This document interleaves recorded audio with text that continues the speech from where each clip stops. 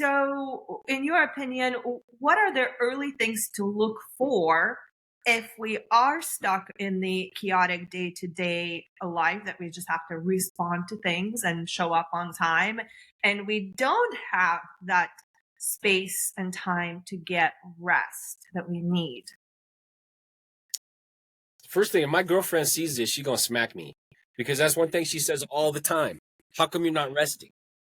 You know, you don't rest. And when I rest, I don't rest. I go home, I stay home all day, but I'm working on this project, that project. I got the yard to do. I'm gonna cook something big, and then I'm gonna take apart this thing and whatever it is. So I don't actually rest, and I know it. And one of the other things I do is I go like, I think it's a laziness I have, and I think everybody has it too. But I go like, you know what? I should drink more water. Well, water is right there. I could stand up and walk over there and get some water like in 20 seconds. But I don't because I don't know why. So I think part of it is like listening to that like, you know what? I know I should. And so why don't I? You know, like we all know we should be outside walking around more or get more sunlight or whatever it is. But we don't, not because we don't have time, because we don't make the time. You know, there's still 24 hours in a day for every one of us. You know, I remember when I played bagpipes for a long time, and I was complaining that I didn't have enough time to practice. And one of the guys in the band was like, dude, you have exactly the amount of time we have. You just don't make the time. I'm like, oh, well, yeah, that's true. And so making the time, and that's the hardest part too. And it's like, even with like, so something like meditation, which really you could say just, how about respite? You're going to take a freaking rest. We don't even, we have to power nap. We power sleep. We don't even chew food.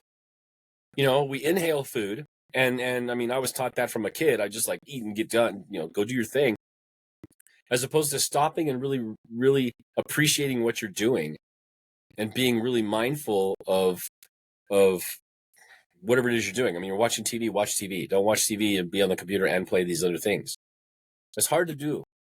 I mean, I'm just as guilty as everybody else. You know, I mean, it's terrible. I try to go to sleep, but I'm also trying to like think about what I need to do. My brain will do that for me. My brain will still like give me 28,000 things to think about. And then if I catch it, I go, okay, you know what? I can't do that now. Let me do some breathing and whatever exercises. Let me do this thing and I can relax. Listen to a guided meditation or something like that. Then I actually relax. That gives me a little bit of like, you know, as that needle's going up towards the red, you know, as soon as I actually relax, it starts to go down. And then me, I'm like, I start running as soon as it starts going down again, and I'm constantly bringing it to the red. So, Dr. Sean, so you're saying your gauges operate on the red, but you're good at recognizing it. So that's good. So do you? And that's I think the first thing to do. If you can recognize that you're getting into the orange or the red or whatever, and as soon as you can start seeing like, whoa, I'm getting a little too much, then the second part after realizing it is knowing what you can do, right? And then actually doing it is the third part.